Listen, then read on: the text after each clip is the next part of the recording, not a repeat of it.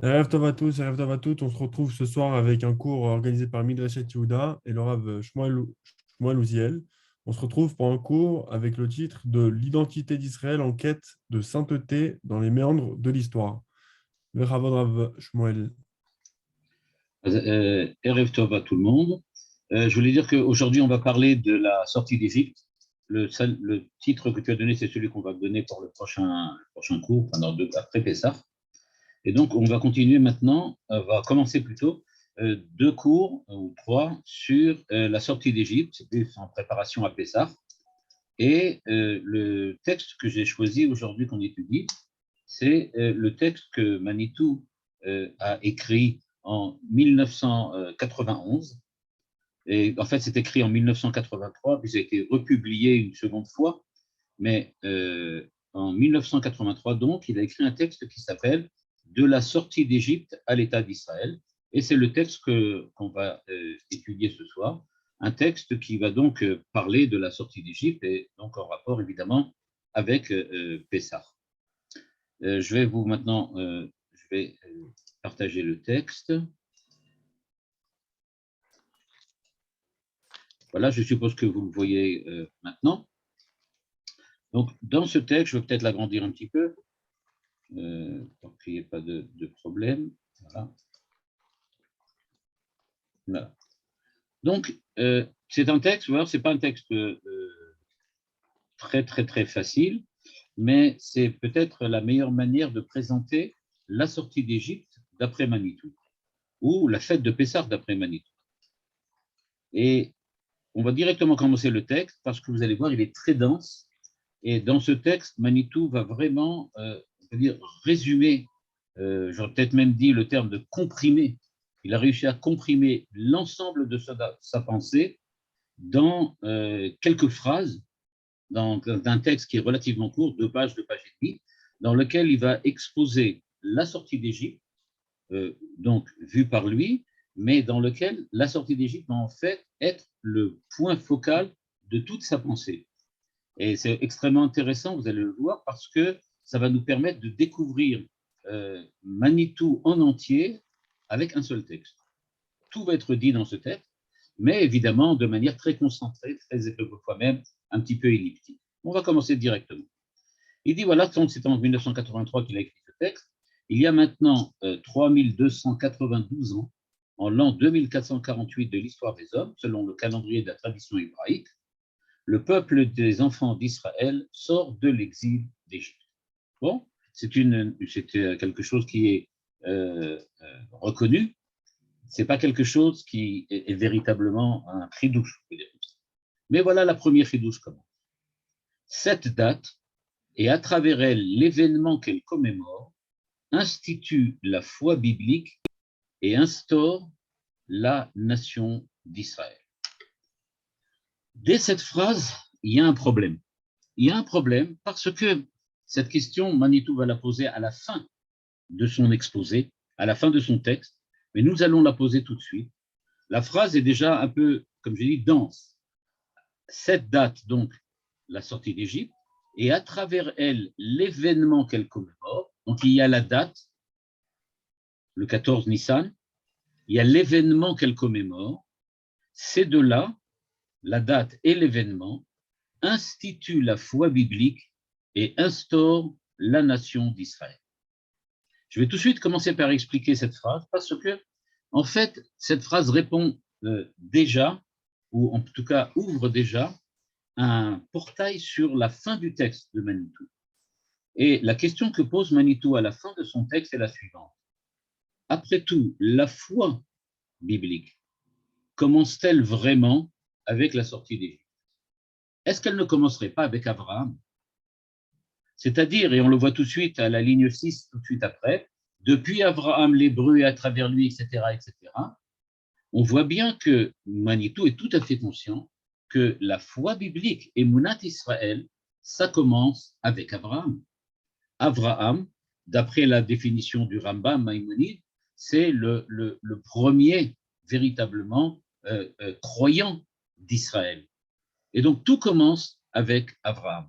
Or là, nous dit Manitou, non, il faut savoir que quand on va fêter Pessah dans quelques semaines, on va fêter l'institution de la foi biblique et l'instauration de la nation d'Israël. C'est-à-dire qu'il faut déjà prendre, on va dire comme ça, un recul suffisant pour comprendre que d'après Manitou, on ne fête pas la sortie d'Égypte. C'est ça que je voudrais tout de suite commencer par dire. On ne fête pas la sortie d'Égypte. On ne fête pas la libération d'Israël. On ne fête pas la fête de la liberté. On peut l'appeler Chag HaChirut, on peut l'appeler tout ce qu'on veut. Mais Manitou nous dit, cette date et l'événement, c'est l'institution de la foi biblique et l'instauration de la nation d'Israël. C'est-à-dire, il faut déjà prendre en compte, on a peut-être, et je ne sais pas si je dis peut-être avec de l'humour, mais peut-être qu'il faudrait dire sûrement, on a sûrement l'habitude de commettre l'erreur de penser que, dit Manitou, on va fêter à Pessah la sortie d'Égypte, c'est-à-dire la libération d'Israël. Or, il nous dit, c'est pas ça du tout dont on parle. On parle ici de l'institution de la foi biblique et l'instauration de la nation d'Israël. Alors, je vais expliquer très, très rapidement ce que ça veut dire pour qu'on comprenne. Après ça, on va voir le développement dans le texte de Manitou, dans lequel dans ce développement, il va montrer exactement comment on en arrive là. En fait, ça, c'est la conclusion du texte. C'est ce que Manitou voudrait arriver à montrer et ce qu'il va expliciter par la suite. Mais en tout cas, c'est par là qu'il commence. Alors donc, je vais essayer d'expliciter un petit peu ce que dit ici Manitou. Premièrement, ce que l'on peut remarquer, c'est que institution de la foi biblique, pourquoi la foi biblique, c'est au moment de la sortie d'Égypte et c'est pas au moment de Avraham Avinu. Alors, je propose deux réponses qui sont toutes les deux dans Manitou, mais qui va vous permettre de comprendre mieux déjà l'introduction de ce texte par Manitou. La première idée est la suivante.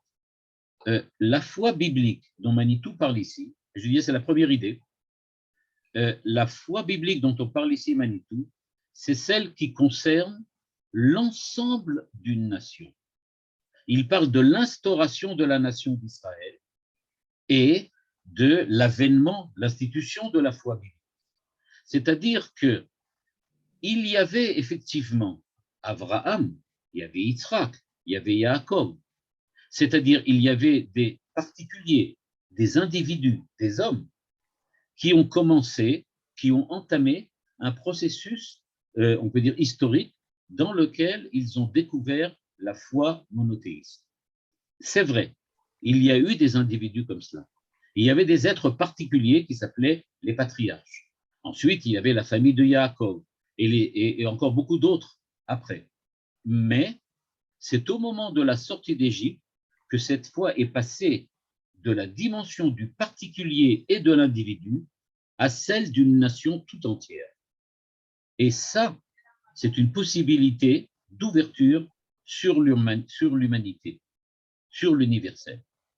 Et donc, il faut comprendre que quand Manitou nous parle de commémoration de l'institution de la foi biblique et en même temps l'instauration de la nation d'Israël, en fait, dans la première explication que je donne, c'est la même chose.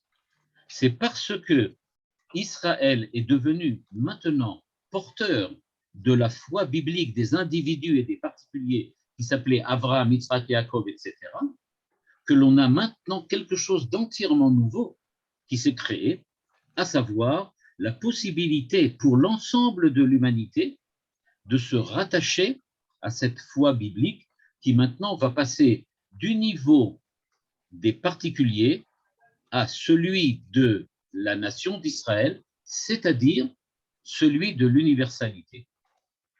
Et donc, jusqu'à la sortie d'Égypte, il y avait peut-être des hommes qui croyaient en Dieu, qui avaient foi en Dieu, qui connaissaient Dieu, mais c'était quelque chose qui restait dans les limites de leur propre intimité.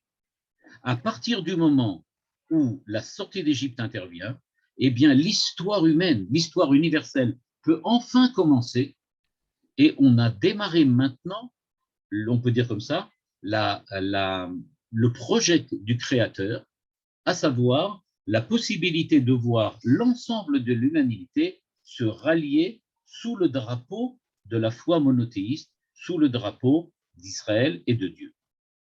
Donc, on ne fête pas la sortie d'Égypte pour fêter la libération d'Israël, pas du tout.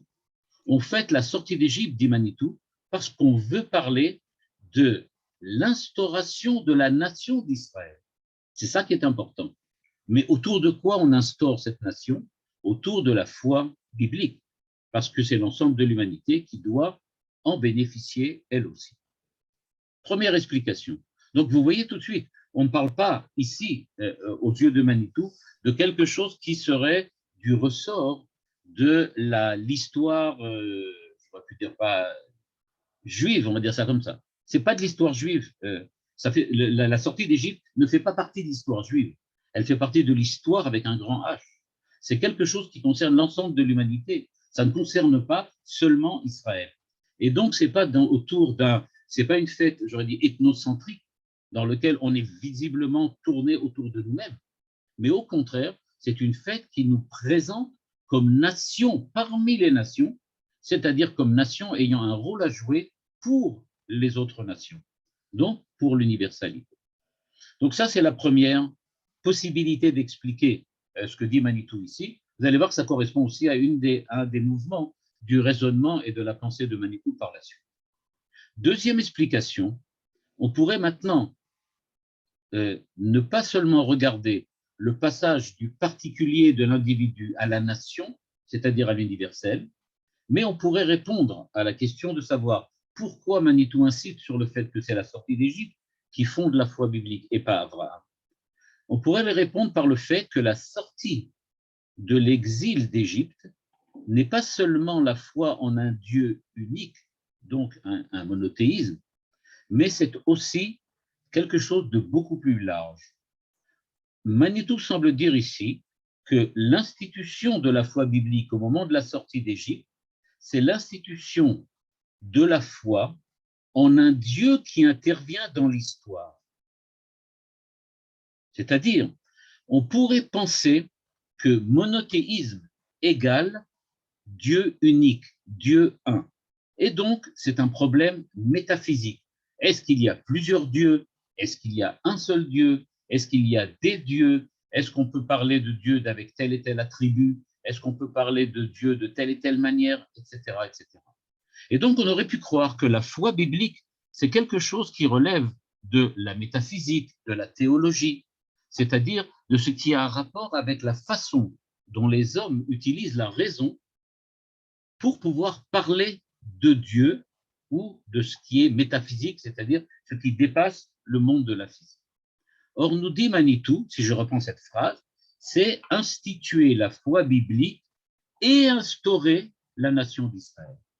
À savoir, foi biblique, c'est quand il y a intervention du Dieu biblique dans l'histoire de l'humain, et dans l'histoire du monde, dans l'histoire humaine. Et l'instauration de la nation d'Israël est un événement historique à dimension universelle.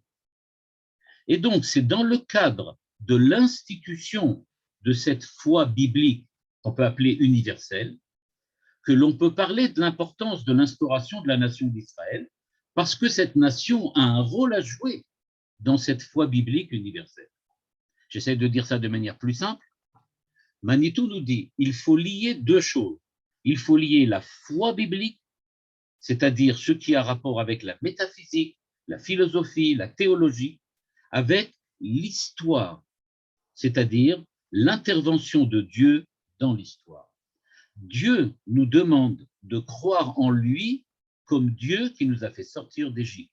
Anochi Hashem Elokecha, Asher hotzeticha me'eretz Mitzrayim.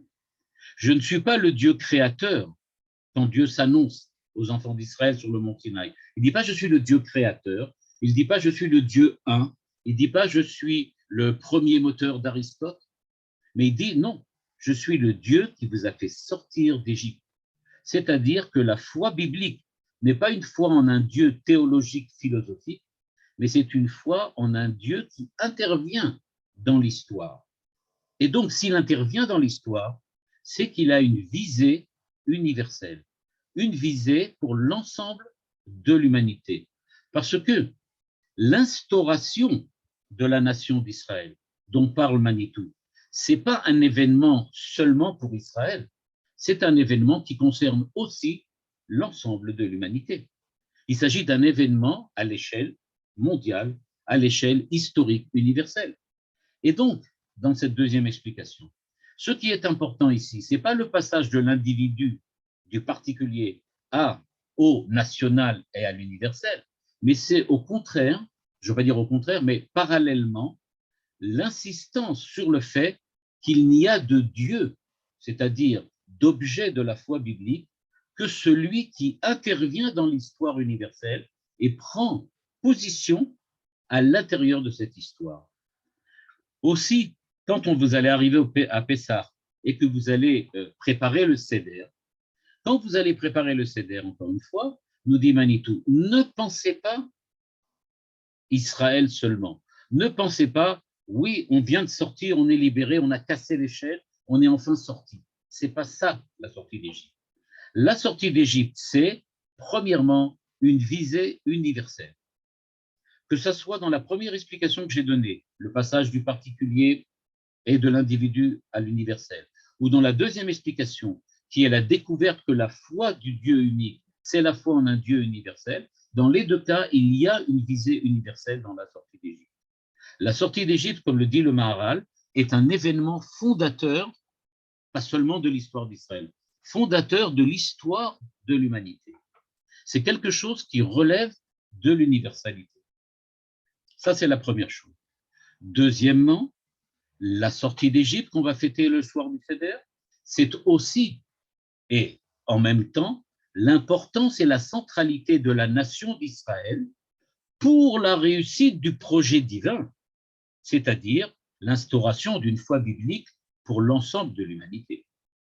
Et donc, il y a les deux à la fois. C'est vrai qu'on va parler d'Israël, mais de l'Israël dans son rôle d'universalité, pas dans son rôle de particularisme, pas dans son rôle ethnocentrique. On n'est pas là pour se regarder le nombril. On est là parce qu'on a quelque chose à faire dans l'ensemble de l'humanité, pour l'ensemble de l'humanité, dans le cadre de l'histoire avec un grand H, l'histoire universelle.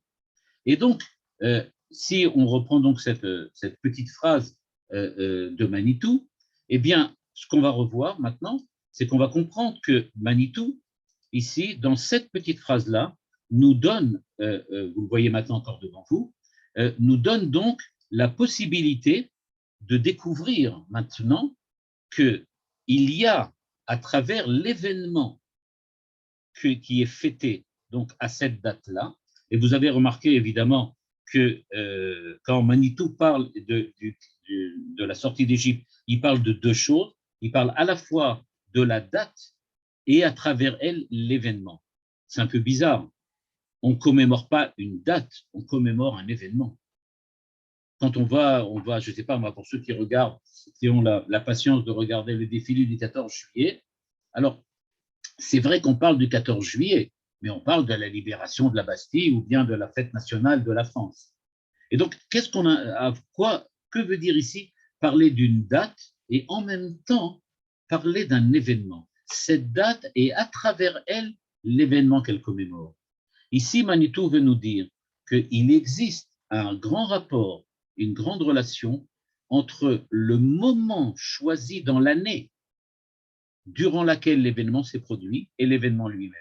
Ça s'est passé au printemps, ça s'est passé au moment où c'est le début des récoltes, etc. Et on sait que la Torah nous dit que Iné, Chodesh Nissan, Chodesh Aviv, Chodesh Hazeh, Rosh Chodashim. C'est-à-dire, c'est à ça que fait allusion ici Manitou, en nous disant qu'on a choisi ce mois-là, le mois de Nissan, parce que ça a une valeur. La date en tant que telle a aussi une importance parce qu'elle est en rapport et en relation avec l'événement, le printemps, le début de pas le début de la récolte, mais le début du bourgeonnement. OK, bon, on a expliqué une phrase. On peut passer à la suivante.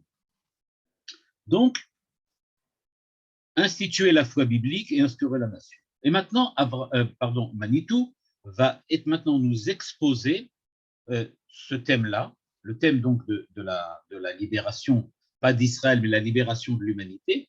Il va nous le proposer et il va nous l'exposer maintenant à travers l'histoire d'Israël depuis le début.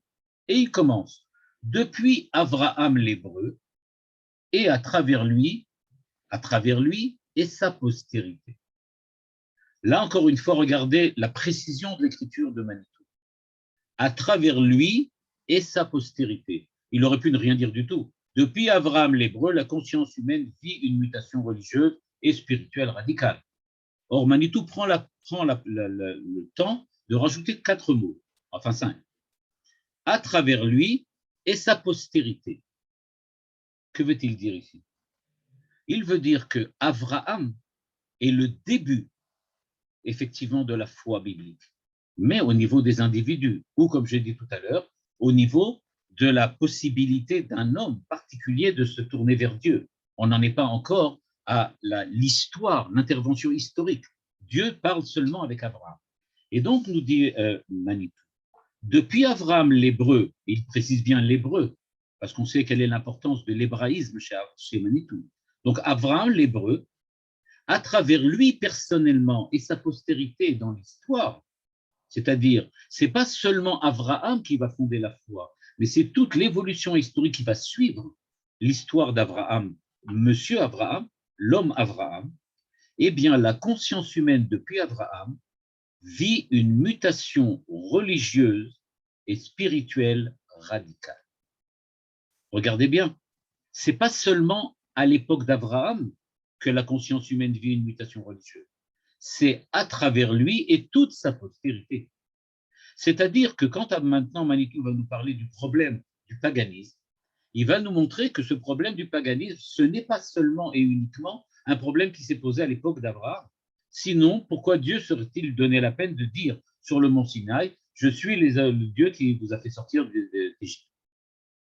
Pourquoi aurait-il dit ça? Il n'y avait qu'à nous dire qu'il est le créateur, il aurait suffi. Mais là, nous dit Manitou, il faut faire extrêmement attention. Ce qui s'est passé à l'époque d'Abraham, c'est-à-dire la prise de conscience religieuse et spirituelle qui a eu lieu à son époque, c'est quelque chose qui doit avoir lieu tout le temps. Ce n'est pas quelque chose qui a lieu une seule fois, c'est à toutes les époques. Et c'est donc à travers lui et sa postérité. Et que s'est-il passé à cette époque-là? Eh bien, nous dit Manitou 2 choses, mutation religieuse et mutation spirituelle radicale. Faites attention au terme, mutation religieuse. Est-ce à dire qu'ils étaient déjà religieux avant Abraham? Ben oui, certainement. Ils étaient païens, donc ils avaient une religion. Donc il y a une mutation religieuse. La religiosité a changé. L'espace de religion qui était ceux des païens a changé grâce à Abraham. Mais ça a aussi changé sur un autre niveau. La manière dont on aborde le monde spirituel, ou plus exactement, la manière spirituelle dont on interprète le monde matériel, prend une forme différente de manière radicale. Non seulement du point de vue de la religion, les païens vont devenir autre chose que des païens du point de vue religieux, mais leur manière de vouloir interpréter de façon spirituelle le monde qui les entoure prend maintenant un tournant radical. Quelque chose va changer. Qu'est-ce qui change? Abraham rompt avec ce que Manitou appelle ici la religion naturelle. La religion naturelle. Ce n'est pas un terme que Manitou a inventé. C'est un terme qui existe, la religion naturelle. Ça fait évidemment appel à Rousseau. Ça fait rappel à d'autres encore qui parlent de l'homme naturel, la religion naturelle, la Révolution française, dans laquelle on parlait qu'il fallait remplacer l'esprit du christianisme par la religion naturelle. Et on a changé on a changé le nom des mois, on a changé le nom des jours de la semaine. Il y a une religion naturelle. Abraham rompt avec la religion naturelle de l'enthousiasme païen où l'homme consent à l'asservissement aux forces naturelles érigées en divinité. Si c'était seulement pour lire cette phrase-là, ça vaut déjà le coup de lire cet article de Manitou. Vous avez une définition de qu'est-ce que le paganisme. Le paganisme, ce n'est pas se prosterner devant des idoles. Il ne s'agit pas d'une tribu de débiles qui viennent et qui voient devant eux une grande idole et qui disent voilà, c'est ça Dieu, c'est ça. Ce n'est pas du tout ça. Le paganisme, nous dit Manitou, c'est quelque chose de complètement différent. C'est une religion naturelle avec un enthousiasme. Le païen, ce n'était pas quelqu'un qui faisait sa religion comme certains, ou peut-être comme beaucoup de chrétiens aujourd'hui disent qu'ils sont chrétiens, c'est-à-dire sans aucune religiosité. Il y avait une véritable religiosité païenne qui relevait de mythes et d'enthousiasme. Il y avait quelque chose qui prenait les hommes du plus profond d'eux-mêmes, qui leur demandait véritablement de participer aussi bien passionnellement qu'affectivement à cette religion naturelle. Et pourquoi? Parce que regardez le terme, l'homme consent à l'asservissement aux forces naturelles. Il ne s'agit pas ici de se prosterner devant une idole, mais c'est d'admettre que les forces naturelles du monde sont maintenant des divinités. Elles ont été érigées en divinités. C'est-à-dire, nous dit Manitou, il reconnaît que le monde demeure de l'homme, il parle d'Abraham ici, et donc, et je vais revenir sur la phrase, donc il rompt avec la religion naturelle en bleu, et Abraham reconnaît que le monde demeure de l'homme ne se réduit pas à l'ensemble monstrueusement impersonnel des phénomènes qui le constituent. C'est-à-dire, encore une fois, on va arriver le soir du Seder. Nous, on a l'habitude de penser en termes de libération. Nous dit Manitou, c'est pas vraiment le cas. C'est pas vraiment le cas. Qu'est-ce que la foi biblique que nous fêtons à Pessah? À Pessah, on fête la foi biblique. Alors, qu'est-ce qu'on fait? Eh bien, il dit, on fête le passage entre celui qui consent à l'asservissement aux forces naturelles érigées en divinité à un monde qui est demeure de l'homme, qui n'est pas monstrueusement impersonnel. À savoir, la véritable possibilité pour l'homme d'arriver à découvrir la foi d'Israël, la foi biblique, c'est de savoir que le monde est une demeure de l'homme. Mais pas seulement une demeure de l'homme parce que l'homme s'y trouve bien, parce que l'homme y trouve son plaisir ou son confort, mais parce que le monde n'est plus maintenant un monde monstrueux, impersonnel, et qui peut devenir une demeure de l'homme, c'est-à-dire une maison, un habité. Je vais essayer d'expliciter un petit peu. Qu'est-ce qu'était que le paganisme et qu'est-ce qu'était donc que la foi biblique, c'est-à-dire qu'est-ce qu'on fête à Pessah? Qu'est-ce que c'est donc que la fête de Pessah? Alors, il faut savoir que l'idée qui sous-tend ici la pensée de Manitou, elle est en fait il n'est pas le seul à avoir développé cette idée-là. Il faut savoir qu'il y a peut-être, je pense, on peut le voir de cette manière-là, peut-être je vois ici 4 penseurs, à part Manitou, qui ont développé cette idée-là. Le premier va vous surprendre, c'est Rambam, Maïmonide. Les 2 suivants, peut-être aussi un peu, c'est Hermann Cohen et Franz Rosenzweig. Quant au 4e, il s'agit d'Emmanuel Lévinas. Et il se trouve que ces 4 penseurs, et Manitou, ont tous les 4 pensé le paganisme. Ils ont essayé de déterminer, et en fait, de manière extrêmement parallèle, depuis Rambam, on définit le paganisme, c'est-à-dire les Ovdei Avodah Zara, d'une manière différente que celle que nous avons l'habitude d'entendre depuis qu'on est au Gan Yeladim, depuis qu'on est au jardin d'enfants. Et pourquoi? Parce que, comme je le disais, pour nous, Mitrila Ovdei Avodah Zara Ayu Avotenu, c'est ce qu'on nous dit. C'est ce qu'on commence la Haggadah, on nous dit au début, eh bien, nos ancêtres, très éloignés, étaient des Ovdei Avodah Zara. Et nous, qu'est-ce qu'on voit? Comme je disais tout à l'heure, des tribus débiles qui se prosternent devant des idoles. C'est ça ce qu'on voit.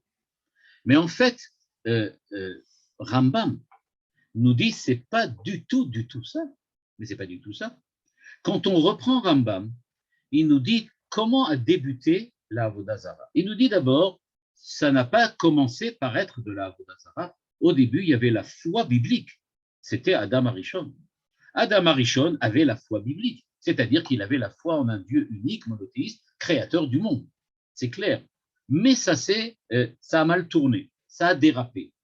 Et nous dit le Rambam, ça a vraiment dérapé quand? Eh bien, quand, à un certain moment, l'humanité a commencé à prier ou à se tourner vers ce que Manitou appelle les phénomènes du monde, c'est-à-dire les forces, les puissances du monde qui ont été érigées en divinité. C'est l'idée qu'exprime déjà le Rambam dans le Mishneh Torah, dans Ilchot Yesodei Torah au début. À savoir que l'humanité a perdu le contact direct avec Dieu et qu'elle a commencé à regarder les étoiles, la lune, les tremblements de terre, etc., comme des forces qui, au départ, étaient des forces qui, on peut dire, et qui agissaient par la volonté divine et qui, petit à petit, sont devenues autonomes et qu'on a érigées en divinité, nous a dit Manitou. Et donc, qu'est-ce que c'est que ce paganisme? C'est-à-dire que, nous dit Maïmonide, les hommes ont pris un certain nombre de puissances naturelles et ont décidé petit à petit que ces puissances naturelles avaient une autonomie par rapport à Dieu. Puis petit à petit, cette autonomie est devenue de plus en plus prépondérante et elle a pris la place de Dieu lui-même. Et donc, les divinités en question, c'est-à-dire les puissances en question, sont devenues ont remplacé Dieu et elles sont devenues des dieux, d'autres dieux.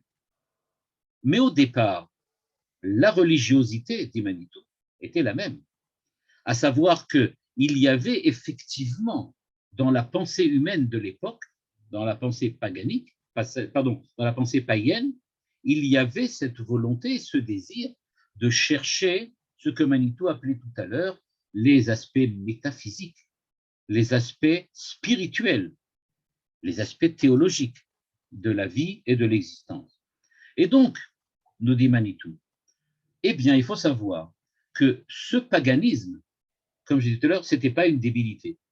C'était véritablement repérer quelque chose qui relève de la puissance divine, mais se tromper et l'attribuer à des entités spirituelles au lieu de les laisser comme action de Dieu, action divine. Alors que s'est-il passé par la suite? Eh bien, ce qui s'est passé par la suite, nous dit le Rambam, c'est que eh bien, les gens ont commencé à adorer, c'est-à-dire à trouver une signification spirituelle à ces objets, et que maintenant, dit le Rambam, il va falloir changer et transformer et revenir à ce qui était la véritable foi d'Israël, la foi biblique, c'est-à-dire la foi en un Dieu unique, créateur du monde. Il faut donc effacer, éliminer cette pensée païenne qui s'est développée à tort à partir de la foi biblique. Et nous dit Rambam, il y a donc une lutte permanente, c'est ce que Rambam pense, entre la Torah et le monde, c'est-à-dire la Avodah Zarah. Et c'est pour ça que pour lui, nous dit Rambam, il faut faire la différence. Dieu est celui qui a créé le monde. Il n'est donc pas soumis aux lois du monde. Ce qui est à l'intérieur du monde est soumis aux lois du monde. Et donc, tu ne peux pas prendre quelque chose qui est à l'intérieur du monde et en faire un Dieu. Il faut savoir séparer ce qui est en dehors du monde de ce qui est dans le monde. C'est l'idée de base de Rambam, de Maïmonide. Et donc, nous dit Rambam, il faut faire attention. Il y a d'une part Rambam et d'autre part Aristote. Aristote n'était pas un religieux. Aristote, lui, il était le représentant du paganisme. Pourquoi? Parce que c'est un grand philosophe qui a réussi à développer par son analyse rationnelle une pensée qui sait repérer à l'intérieur du monde les êtres et les qualités que l'on pourrait peut-être attribuer au divin ou attribuer à du divin. Et donc, ce qui s'est passé, c'est qu'Aristote, par sa philosophie, parle du premier moteur. Le premier moteur, c'est Dieu, dira par exemple Averroès au XIe siècle. Et donc, cette idée-là on peut identifier Dieu avec une réalité naturelle, avec quelque chose qui se trouve dans le monde de la causalité, dans le monde du réel, c'est ça ce qu'on appelle le paganisme. Eh bien, comme vous le remarquez tout de suite, si Aristote, car c'est comme ça que pensait Rambam, peut être considéré comme un païen, eh bien, c'est bien clair que jusqu'à aujourd'hui, il y a certainement encore beaucoup de païens qui vivent parmi nous. C'est donc que la pensée païenne n'est pas du tout une pensée archaïque qui date de l'époque des idoles, entre guillemets, mais il s'agit au contraire de quelque chose de véritablement fondamental dans la pensée humaine, à savoir le fait d'essayer d'attribuer la divinité et le divin à quelque chose qui fait partie du monde. Le Rav Kook, par exemple, pas dire se moque, mais reproche à Emmanuel Kant d'avoir fondé toute sa pensée métaphysique sur la morale. Et il dit, dans une phrase très célèbre, on n'a pas besoin de Kant qui a découvert Dieu au détour de la découverte du fondamental de la morale. C'est parce qu'il a découvert qu'il existe quelque chose de moral, que la moralité est une réalité, qu'il a découvert Dieu. Or, dit le Rav Kook, on n'a pas besoin de Kant. Pour nous, découvrir Dieu au détour de la morale, c'est encore faire preuve d'une certaine forme de paganisme. Et donc, quand on dit que Mitrila ovde avodazara ayu avotenu, il faut bien se rappeler que quand on dit ce terme-là, cette expression-là, Manitou nous informe et nous prévient. Faites attention. Aujourd'hui, vous dites peut-être exactement la même chose qu'à l'époque. Peut-être que vous aussi, vous êtes des païens. Peut-être que vous aussi, vous n'avez pas pris conscience de ce que représente cette foi biblique. Et donc, quand vous allez fêter Pessah, nous dit Manitou, faites extrêmement attention. De quel côté vous êtes? Est-ce que vous êtes du côté des païens ou est-ce que vous êtes du côté de ceux qui sont sortis d'Égypte? Ceux qui ont accepté et pris sur eux la foi d'Israël, la foi biblique. Et donc, le fait que Rambam ait insisté dans Moreno Bouchi, mais aussi dans les Fotus de la Torah, sur la lutte contre le paganisme, contre la Avodazara, c'est justement parce qu'il veut nous redonner confiance en nous-mêmes. Vous voyez, on retrouve petit à petit l'idée de Manitou au début du texte. On reprend confiance en nous-mêmes et en la mission que nous avons à accomplir. C'est ça ce qu'on Manitou avait appelé l'instauration de la nation d'Israël. C'est-à-dire que où sommes-nous dans toute cette histoire-là? Eh bien, nous sommes précisément là, au début, quand Abraham est venu dire la pensée païenne doit être éradiquée. Il faut passer à autre chose. Il faut revenir à ce qu'elle était au départ, c'est-à-dire à une pensée monothéiste, une pensée qui a rapport avec Israël et la Bible. Et donc, Lévinas, par exemple, Emmanuel Lévinas, dans un texte très célèbre sur l'hitlérisme, parle de la retour du paganisme. C'est-à-dire que lui aussi discerne à l'intérieur de l'histoire humaine, et particulièrement à l'intérieur de l'hitlérisme, un retour au paganisme, c'est-à-dire un retour à la pensée païenne prise dans son sens le plus profond, à savoir celui dans lequel on divinise quelque chose qui fait partie de l'intérieur du monde. On dit au monde, vous savez, tout est nécessairement fermé. Même Dieu fait partie du monde. Même Dieu est partie intégrante de la réalité que vous connaissez et que vous maîtrisez. Vous avez la possibilité de maîtriser le divin. Les nazis se prenaient pour des dieux. Et donc, dit Lévinas, le véritable problème de l'hitlérisme ici, c'est précisément le fait que Hitler et la pensée hitlérienne, la pensée nazie, était une pensée qui a volontairement voulu enfermer l'homme dans le monde tel que nous le connaissons, tel qu'il nous apparaît. L'hitlérisme, c'est cette volonté d'enfermer l'homme dans le monde. Le monde devient une véritable prison.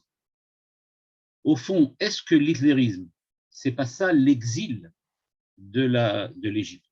Est-ce que c'est pas justement le fait qu'Israël s'est retrouvé enfermé dans un monde dans lequel il n'avait pas d'autre valeur que ce monde-là. Dans un monde qui disait Mi ou Hachem, Asher Anioti Béné Israël, dans lequel le pharaon dit, mais moi je ne connais pas le tétragramme, je ne connais pas Dieu.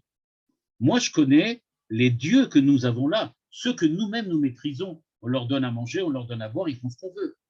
C'est-à-dire, on est capable de les maîtriser, on est capable de pouvoir les diriger, les conduire. Et donc, dit Manitou, précisément, la sortie d'Égypte, c'est de sortir de cette, on va dire comme ça, de cette méthode de pensée qui enferme l'homme à l'intérieur du monde. C'est pour cela que le paganisme n'est pas la négation de l'esprit. C'est pas non plus l'ignorance d'un Dieu unique. Il peut très bien y avoir un païen qui a un Dieu unique. C'est pas non plus gênant.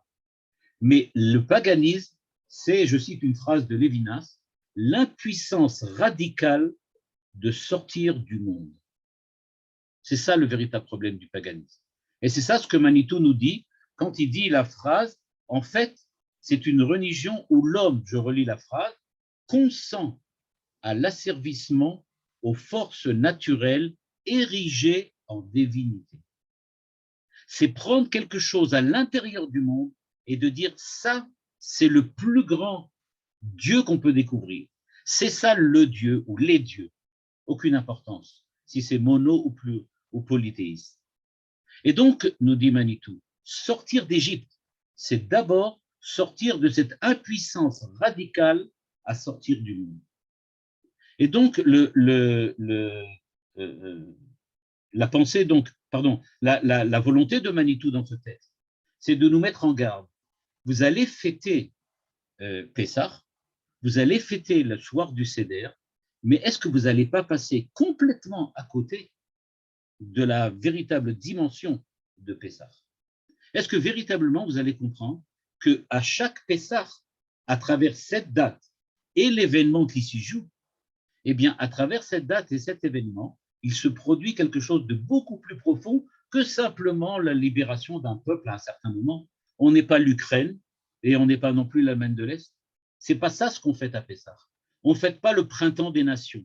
Le printemps des nations ou le printemps arabe, tout ça, c'est très beau. C'est les Yetziat Mitzrayim des Arabes et les Yetziat Mitzrayim des pays de l'Est, de l'Europe de l'Est. Mais ce n'est pas du tout ça ce que nous on fait. Nous, ce qu'on fait, c'est la libération de l'homme, c'est-à-dire la sortir de l'impuissance radicale à sortir du monde.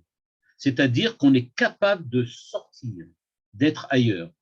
Je rappelle que le titre d'un des livres ou des ouvrages les plus connus de Emmanuel Levinas, ça s'appelle « Au-delà de l'être ». Autrement qu'être, au-delà de l'être. C'est-à-dire qu'il parle de l'autrement, de l'au-delà, c'est-à-dire sortir de ce qui est là. Sortir des limitations que l'on croit être des limitations. Et donc, comme je disais tout à l'heure, il ne s'agit pas du tout, dans cette pensée païenne, de nier l'esprit ou les dieux, ce que Manitou appelle ici la mutation religieuse et la mutation spirituelle. Ni l'esprit ni les dieux, ce n'est pas ça dont on parle. Mais c'est de situer l'esprit et les dieux dans le monde. C'est-à-dire affirmer que tout ce qui est Dieu, divin, spirituel, métaphysique, ne peut se produire et ne peut qu'exister qu'à l'intérieur du monde tel que l'homme le connaît. Nous pouvons tout savoir, nous pouvons tout connaître. Il n'y a pas d'au-delà de la raison, il n'y a pas d'au-delà de la pensée. Une des premières choses sur lesquelles Lévinas va insister, c'est la pensée pense plus que ce qu'elle ne pense. Il y a du plus, il y a quelque chose qui dépasse. Le premier moteur d'Aristote, par exemple, eh bien, c'était la manière qu'avait trouvé Aristote d'être un païen intellectuel et religieux. C'était un païen intellectuel et religieux. Il avait trouvé le moyen d'être vraiment un vrai païen. Le premier moteur, c'est-à-dire Dieu pour nous, dirait par exemple Ibn Rushd, Averroès, eh bien, ce premier moteur, c'est-à-dire celui à partir duquel tout le monde existe, c'est lui qui a mis en place, qui a mis en branle tout le monde entier, eh bien, en fait, il fait partie du monde. Il est à l'intérieur de l'univers. Il reste là. Il est là, il est dans le monde. Il n'est pas plus que ce que le monde est. Si maintenant on veut regarder ce que dit, par exemple, Rambam par rapport à cela, eh bien, Rambam nous dirait, ça voudrait donc dire que la morale païenne, la morale d'Aristote, la morale de Hitler évidemment, et la morale de Heidegger, ou même la morale de Kant, en fait, elle est la conséquence de cette incapacité fondamentale à transgresser les limites du monde. Toutes les morales dont on parle dans la philosophie ou dans la métaphysique, eh bien, ce sont toujours des morales qui vont rester à l'intérieur des limites du monde. Jamais elles n'oseront aller plus loin que cela. On ne parlera jamais d'une morale qui sera hétéronome, mais toujours d'une morale autonome. C'est ça le grand principe de Kant, repris ensuite par tous ses disciples. En fait, l'homme cherche l'autonomie. La morale, pour être morale, doit être autonome, c'est-à-dire c'est l'homme qui doit fixer les règles de la morale et les principes moraux. C'est ce qu'on appelle l'éthique. Et donc, l'éthique et la morale sont tous à l'intérieur du monde, sont tous à l'intérieur du monde. Et donc, dans ce monde qui se suffit à lui-même, l'homme païen, Mitrila Ovde Avodazara, c'est-à-dire cet homme païen que nous essayons d'oublier, que nous essayons de surmonter, eh bien, cet homme païen est enfermé véritablement comme dans une prison et il ne peut plus sortir du monde. Vous avez remarqué le terme que Manitou utilise. Il utilise le terme monstrueusement impersonnel, ligne 10. Monstrueusement impersonnel. C'est ça ce qui est le plus terrible. Quand on est dans un monde entièrement enfermé, alors le monde est nécessairement impersonnel. Parce que si je découvre de la parole dans le monde, c'est que c'est la mienne qui résonne en écho. C'est l'écho de ma propre parole. C'est l'écho de l'homme qu'on entend dans le monde. Il n'y a pas autre chose que l'homme. L'homme ne peut rien entendre dans le monde que lui-même. Il n'y a rien de plus monstrueux qu'un monde dans lequel nous sommes absolument seuls. Et donc c'est vrai, dirait Manitou, d'après les païens, ils ont trouvé une solution. Ils ont trouvé une solution qui leur semble correspond à ce qu'ils attendent, à leurs attentes, parce qu'ils ont trouvé un monde solide, ils ont trouvé un monde dans lequel ils se sentent bien. Vous savez ce que disait toujours Manitou, Esav, Ésaü, Gematria, Shalom. Dans un monde de guerre, un monde de lutte, un monde enfermé, on peut dire comme ça, un monde aliénant, comme le monde dans lequel nous le vivons sans Dieu, eh bien, Esav se sent très bien. Il est en paix dans ce monde aliénant. Pour lui, l'aliénation, c'est ça le monde. Esav cherche l'aliénation. Si ce n'est pas la sienne, celle des autres. Et donc, la grande différence, et c'est ce que, par exemple, Lévinas va insister dans son texte sur l'éclairisme, et encore dans un autre texte dont j'ai oublié le titre maintenant, sur Maïmonide, justement, il va parler sur l'actualité de Maïmonide, c'est un deuxième texte de Lévinas, dans lequel Lévinas va dire la grande différence entre le monde d'Israël et le monde païen, c'est justement la suspicion qu'Israël a par rapport à la fermeture, la totalité du monde. Le fait que le monde soit enfermé, que le monde soit enfermant, que ce soit un monde d'aliénation. Nous ne supportons pas la perte de la liberté, c'est-à-dire la perte de pouvoir faire partie du projet divin.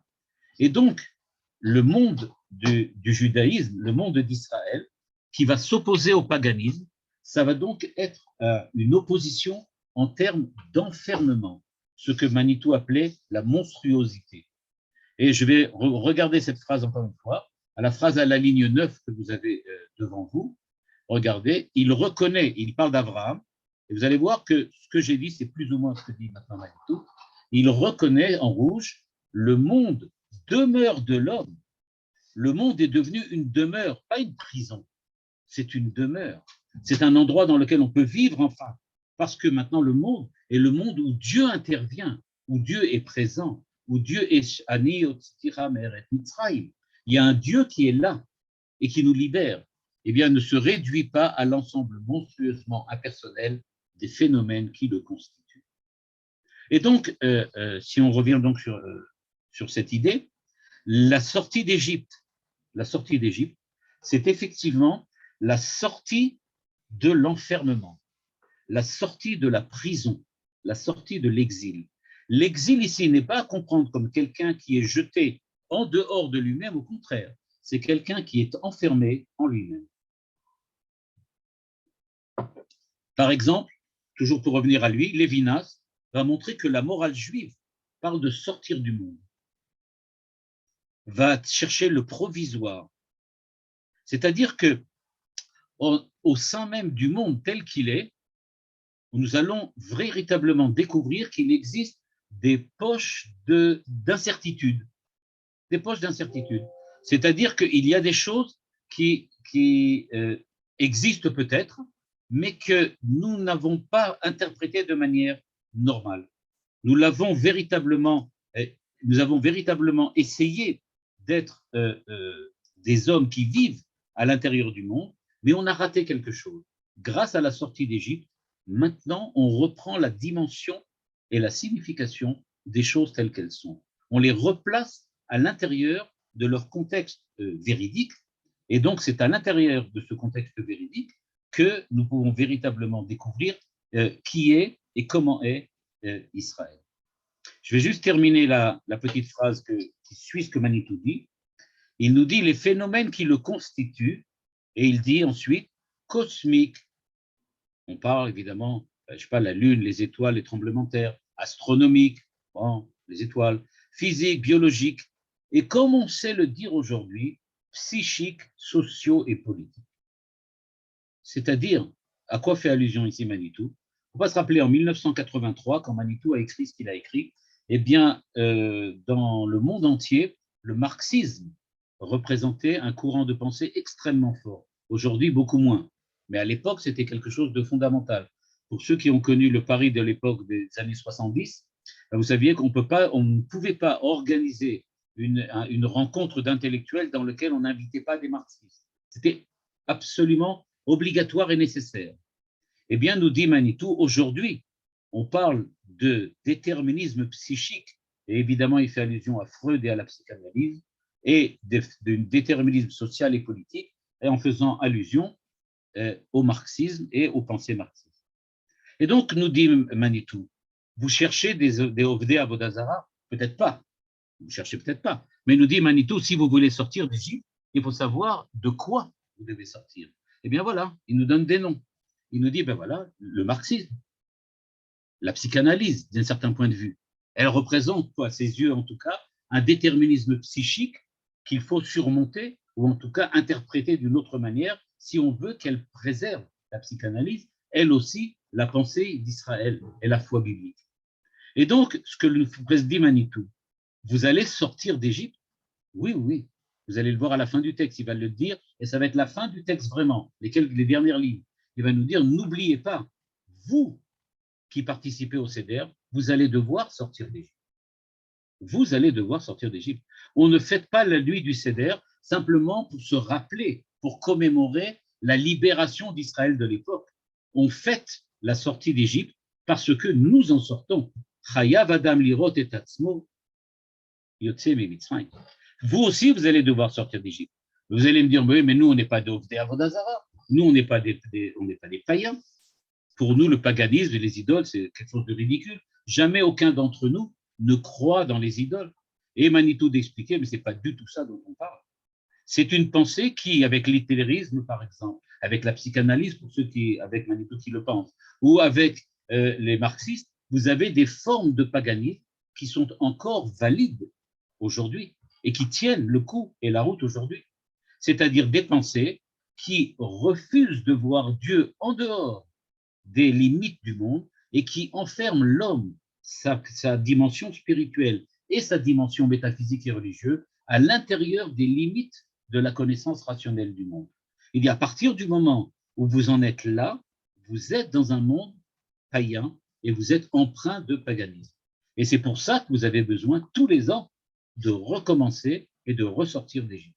Parce que peut-être l'année qui a passé nous a influencé, nous a amené à prendre quelquefois certains principes qu'on supposait être des principes très intellectuellement valables et qui en fait se révèlent être eux aussi des échos ou des étincelles de pensée païenne et paganiste.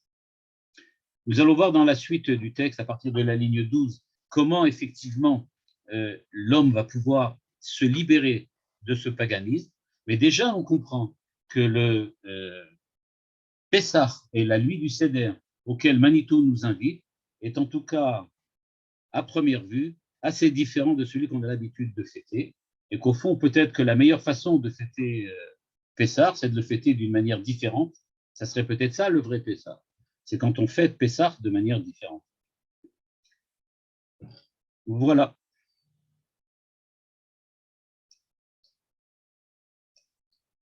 Et voilà, j'ai libéré.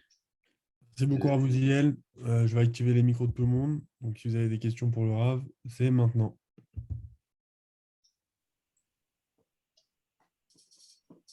Moi, je voudrais poser une question. Je n'ai pas compris pourquoi c'est la sortie d'Égypte qui est l'événement qui crée à la fois la foi biblique et, la nation.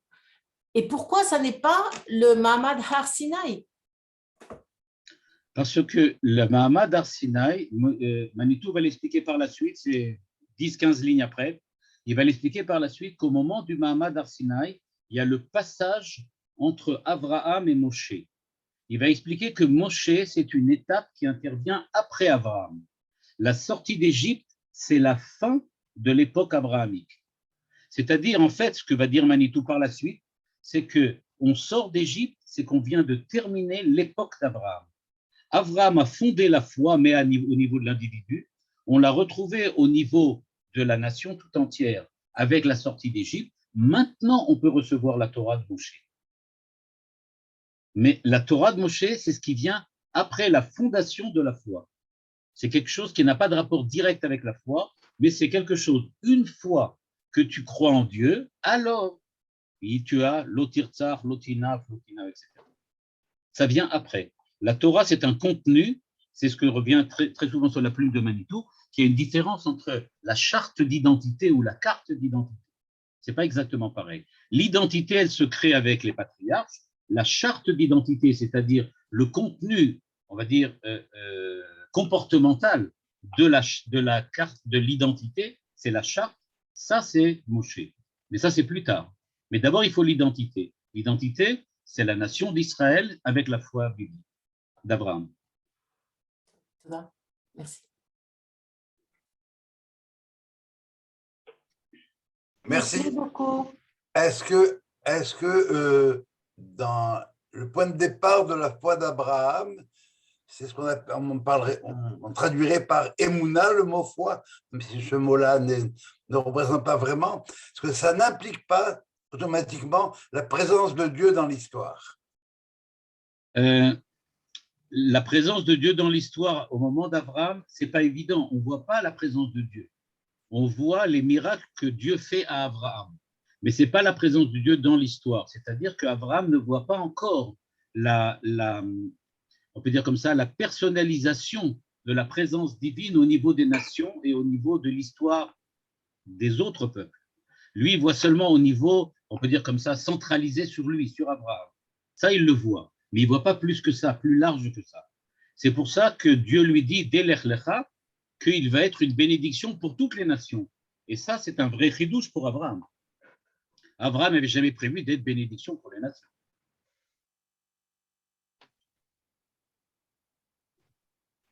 En fait, la sortie d'Égypte, c'est Dieu qui nous prend par la main pour une invitation vers l'infini. Vers l'infini. On peut appeler ça l'infini ou le Mashiach, c'est vrai. Parce qu'il veut que nous sortions du monde pour pouvoir connaître Dieu véritablement. Exactement. Et on peut même dire que il y a toujours cette tension permanente entre, d'une part, le fait qu'il y a une tension, il y a une volonté qui nous amène à sortir hors du monde, et une seconde qui nous dit que l'intériorité du monde est elle aussi créée par Dieu et qu'elle a aussi sa valeur. Et qu'on a mal comme ça à tenir cette tension entre ce qui est à l'extérieur et ce qui est à l'intérieur. Et c'est justement cette tension qui fait Israël. C'est-à-dire qu'on est capable d'être dans les deux à la fois, c'est-à-dire nulle part, pour certains. en tout cas. Oui, c'est difficile parce que dans le monde, nous avons nos repères. C'est vrai, c'est vrai. Mais au fond, dans un monde où il y a des repères, il n'y a pas vraiment de surprise. Et Oui. qu'est-ce que c'est qu'un monde c'est ennuyeux, un monde où il n'y a jamais aucune surprise? Je crois que c'est résumé dans la Birkat HaKohanim, tout ça. C'est très important, la Birkat HaKohanim. Et vraiment, cette avance dans le monde en dehors du monde, c'est-à-dire. Oui, il y a aussi ça là-bas, parce qu'on parle de Pnei Hashem. C'est vrai qu'il y a aussi ça fondé là-bas. Mais ce qu'on va voir par la suite, c'est que le fait de rechercher toujours l'extérieur, moi j'aime beaucoup la phrase que j'ai citée très souvent du Rav Adin Steinzal, Zichrono Livracha, qui disait que être juif, c'est vouloir faire l'impossible. Parce que le possible, tout le monde peut le faire. Mais être juif, ça veut dire je veux aller vers l'impossible. Je suis aussi étonnée que vous parliez d'universalisme au moment Oui. de la sortie d'Égypte. Justement, Oui. on se sépare de ce qu'était l'empire de l'époque. Enfin, on va que le peuple juif dans le désert tout seul. Ensuite, on va tout seul sur le mont Sinaï. Ensuite, on entre en Israël où on doit vivre en tant que nation. Donc, c'est un petit peu comme ça fermé quand même. Où on voit l'universalisme là-dedans, à cet endroit-là de l'histoire? À cet endroit-là de l'histoire, justement par le fait qu'on devient une nation parmi les autres. Je crois qu'on en avait parlé dans les semaines précédentes. Jusqu'à la sortie d'Égypte, Israël n'existe pas. Il n'y a pas d'Israël. Israël n'est pas une nation. C'est-à-dire qu'Israël n'a pas de place dans l'histoire. À quel moment on intervient véritablement dans l'histoire? C'est avec la sortie d'Égypte. C'est ça l'universalité. Oui, mais on a l'habitude d'opposer justement la nation avec l'universalisme, surtout de nos jours. C'est vrai si on admet que la nation, c'est la nation contre les autres nations. Mais si on admet que être une nation, c'est nécessairement être parmi les autres nations aussi, à ce moment-là, c'est universel. Et c'est ça la position qu'a la Torah. La Torah nous dit, vous allez enfin prendre place dans l'histoire. Jusqu'à présent, vous étiez des parias. Vous n'aviez aucune valeur. Vous n'aviez pas de terre, vous n'aviez pas d'histoire. Maintenant, vous avez une histoire. Vous allez être une nation. Et donc, c'est quelque chose de nouveau. Je voudrais juste rappeler, tout à fait, parce qu'on parle souvent de Manitou, et que là, on a étudié évidemment un texte de Manitou, c'est que j'ai entendu, par exemple, une intervention, je crois qu'elle est sur YouTube, une intervention de M. Rothenberg, Chaim Rothenberg, celui qui a fait la multitude des livres de Manitou, qui a imprimé tous les livres de Manitou en hébreu, et à qui on doit un très très grand merci et une grande bracha, qui a dit qu'une fois, il a dit il y a un fil conducteur dans la pensée de Manitou qui est l'universalité, et il a rajouté qu'aujourd'hui on a tendance à la mettre de côté, à l'oublier. Il dit mais c'est clair et ça apparaît tout le temps dans la pensée de Manitou. Dans le texte que nous voyons là, c'est toute la sortie d'Égypte qui tourne autour de l'universalité. Bakasha.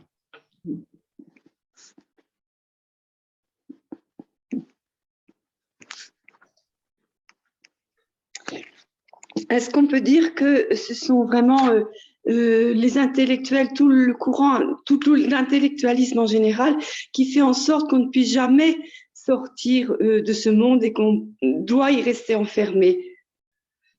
Si par intellectualisme, vous parlez rationalisme, oui. Oui, rationalisme, oui. Il y a quelqu'un Oui. qui me dit ici dans la note, qui est intéressant, Monsieur Arnold, Jacques Arnold, qui me dit, je me souviens du rapprochement des termes idéal et idole que nous avait fait remarquer Manitou en 1966. Par exemple, l'idéal que prône telle ou telle idéologie au courant de pensée peut être érigé en idole. Exactement. C'est exactement cela. Exactement ça. C'est-à-dire qu'une idéologie, ça peut être une idole, effectivement.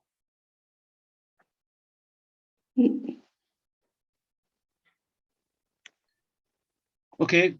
Azerev Tov. Merci. Merci beaucoup. Toda rabba. Kol Tov.